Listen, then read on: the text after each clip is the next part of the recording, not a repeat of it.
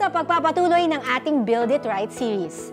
Presko at maaliwalas na tahanan, posibleng ma-achieve yan.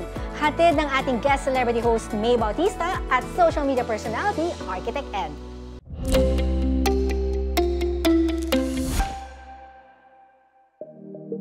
Dahil sa banta ng climate change, napakahalagang usapin ngayon ang sustainability.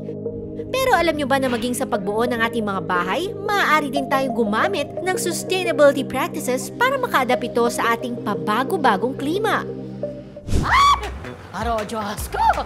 Abay, ang init! Grabe na talaga yung init ngayon, Diyos ko, Lord! Abay, naliligo na ako sa sarili kong pawis. Sige! Silaban mo! Silaban mo pa! Aba, putin lang yung makakapagpaprito na ako ng itlog sa noo ko, ha? Kapana! Bakit naman kasi napakaliit ng bintana dito sa bahay? Aba, todo paypay na ako, ha? May electric fan, naka-on pa yung aircon. Pero napakainit pa rin. Yung bill ko sa kuryente, ang laki na. Aba, stress na si Madir. Ano ba ang ginawa kong mali sa bahay na to? Ano? I feel you, May. Nakakahagard nga talaga ang ganyang sitwasyon. But don't you worry dahil may makakasama tayong eksperto ngayong araw to give valuable tips on how to make our homes more sustainable para less hassle and to make our dream home more comfortable. Walang iba kundi si Architect Ed Ramos. Nagsisimula ito sa pagpaplano pa lang. Mula sa gagamiting materyales, mula sa kung saan ihaharap yung bahay mo para ma-capture natin yung pinaka-effective na location ng bahay sa site kung saan mas ma-enjoy niya yung mas maraming liwanag galing sa araw. Kung sa pagpaplano pa lang ay sustainable na yung ating bahay, iniisip na kagad natin kung paano tayo makakatipid. Habang nakakatipid tayo sa energy, ibig sabihin, mas makakatipid tayo sa kuryente.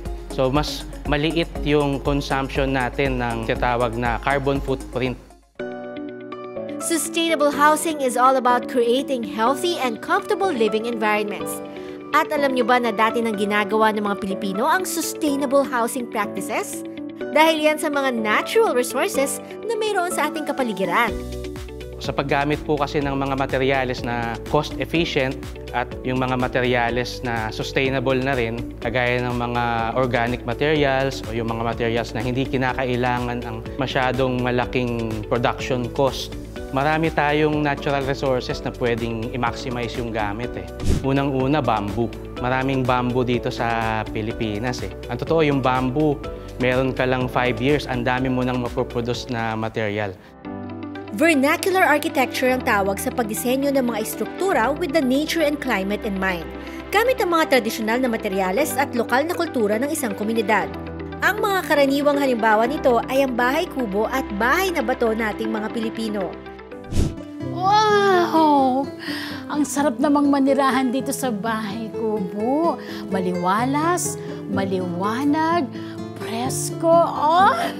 I look vibrant, young, tantamount, beautiful, energetic. Ganito dapat ang buhay at bahay. O, diba? Chill-chill lang, chill-chill lang. Dali lang, bago ako maidlip, ha? Architect Ed, are you there? Bakit nga ba nasabing sustainable housing ang bahay kubo? Bahay kubo!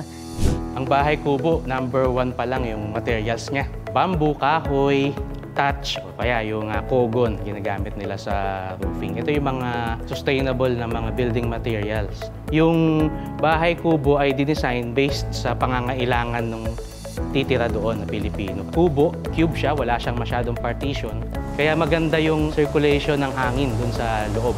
Kaya hindi nila kailangan ng kuryente noong araw kasi malamig yung bahay kubo na tinitirhan nila. Sunod na vernacular architecture na karaniwang ginagamit ng Pilipinas ay ang bahay na bato.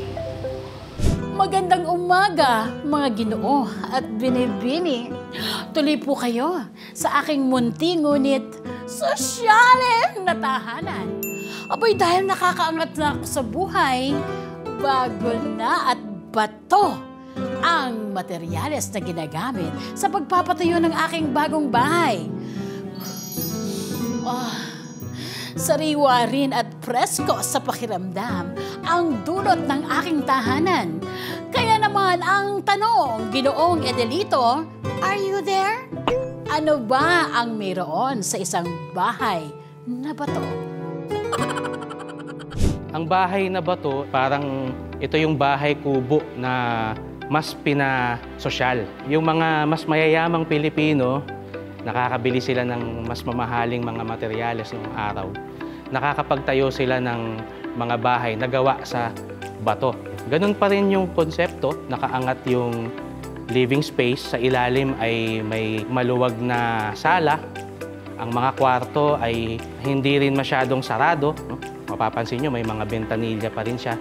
Meron pa rin siyang mga space kung saan papasok yung hangin sa kisame tsaka doon sa bandang ibaba ng dingding nila. At ganun pa rin, yung mga bintana nila talagang nabubuksan. Talaga namang nakakabilib ang pagiging resourceful at ingenuity nating mga Pilipino. Gamit lamang ang mga tradisyonal na materyales, ay nakabuo ng mga tahanang sustainable at komportable pang tirahan.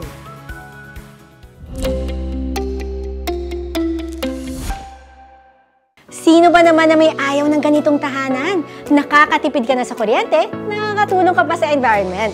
Di ba, May? Pero napakainit pa rin.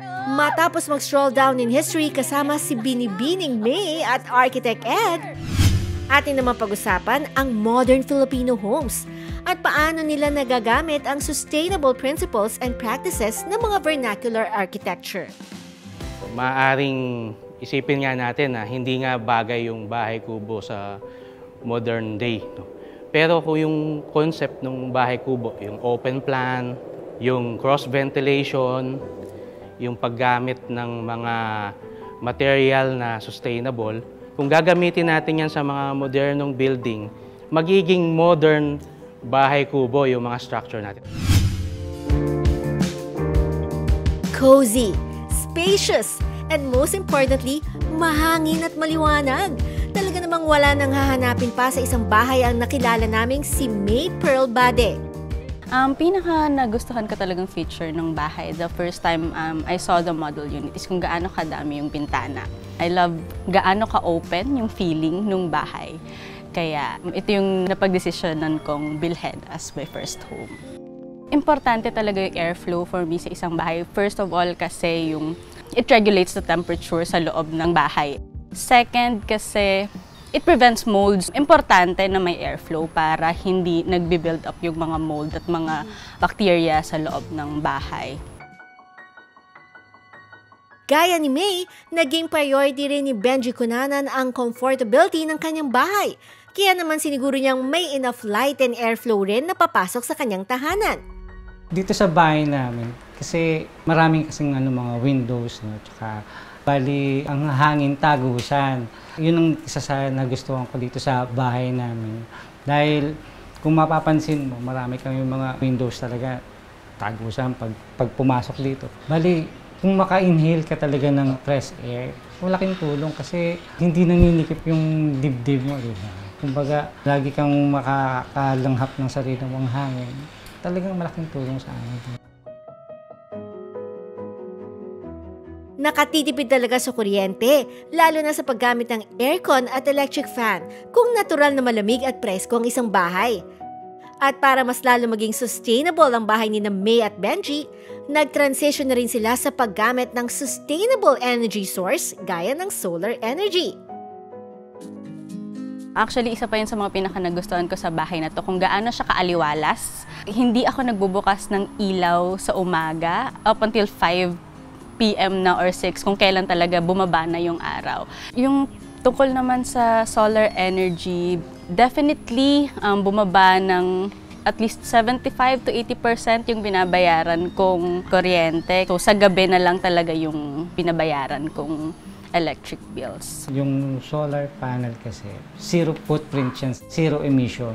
Mas malaki yung natitipid namin sa kuryente, no? Kasi minsan meron pa kaming naging bill, zero bill pa kami talaga.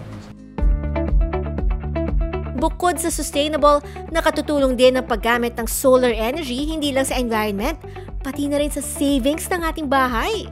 Mas konti yung gagamitin nating artificial power o kaya kuryente, kaya mas makakatipid tayo, ay mas maganda yon sa long-term structure ng bahay natin. Wow! Sana all na lang talaga sa mga nakita nating modern Filipino homes. Pero Architect Ed, are you there? Okay po. Ano po bang maipapayo ninyo sa ating mga viewers na gustong magpatayo ng isang sustainable home? Kung magagawa naman natin kumonsulta sa isang professional, sa isang arkitekto, malaking bagay yon. Pangalawa, kung yung mga katangian ng bahay kubo ang gusto nating ilagay doon sa bahay natin, which is mapresko, maliwanag. Kung magagawa natin na open plan, o ibig sabihin hindi masyadong maraming mga partition para maganda yung pasok at labas ng hangin sa loob ng bahay natin. Muli, lifetime investment ang isang bahay.